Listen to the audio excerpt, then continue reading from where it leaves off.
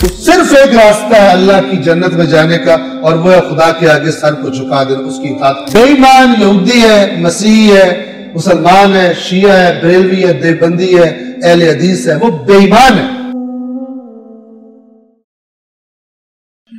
وَأُدْخِلَ الَّذِينَ آمَنُوا وَعَمِلُوا الصَّالِحَاتِ جَنَّاتٍ تَجْرِي مِن تَحْتِهَا الْأَنْهَارُ۔ میں نے پہلے بھی عرض کیا بار بار، جنت قرآن جو تصور دیتا ہے، جنت کو بعض اعمال اور بعض صفات کا نتیجہ بتاتا ہے، نسبت کا نتیجہ نہیں بتاتا۔ یہ جو ہماری نسبت بڑی ہے، اس نوح کے بیٹے کی نسبت بڑی پاک تھی، لیکن وہ نسبت اس کو جہنم میں جانے سے نہ بچا سکتی۔ یہ جو کہتے ہیں کیونکہ تمہاری نسبت اہل بیت سے ہے تم پار ہو، یہ جھوٹے بے ایمان ہیں، یہ خلاف قرآن لغویات بولتے ہیں ممبروں سے۔ اگر پاک نسبت فائدہ دیتی ہوتی تو حضرت نوح کا بیٹا کم از کم جہنم میں تو نہ جاتا،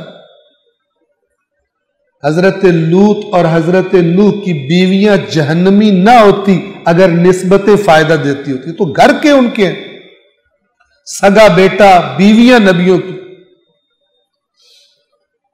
سب یہ لوگوں کو دین کی تعلیمات کے بارے میں سست کرنے کے اور کرپشن کے راستے کھولنے کے اور شیطان کی اطاعت کی جرت پیدا کرنے کے یہ طریقے۔ خالص اللہ کا نظام، اس کی تعلیمات بیان کی جائیں، ادھر کرپشن کے راستے نہیں کھلتے۔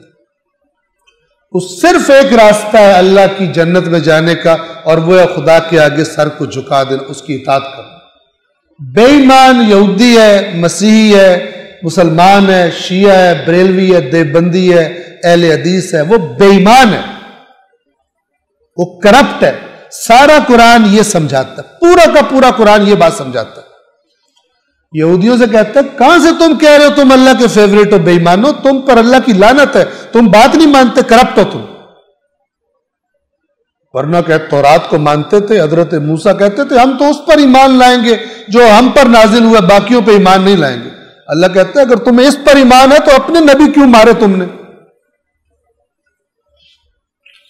تو اللہ کے ہاں یہ من گھڑت قسم کی چیزیں جنت میں جانے کا سبب نہیں ہے۔ قرآن میں ہر انسان اپنے عمل کے صحیح ایمان اور اس ایمان کے نتیجے میں اس ایمان کا تقاضا، جینون ایمان تقاضا کرتا ہے عمل کا، اور جو ایمان کچھ کروائی نا وہ ایمان ہے ہی نہیں، وہ آپ کو غلط اچھی پیکنگ میں غلط چیز دے دی گئی ہے جس کو بندے ایمان سمجھ رہے ہیں۔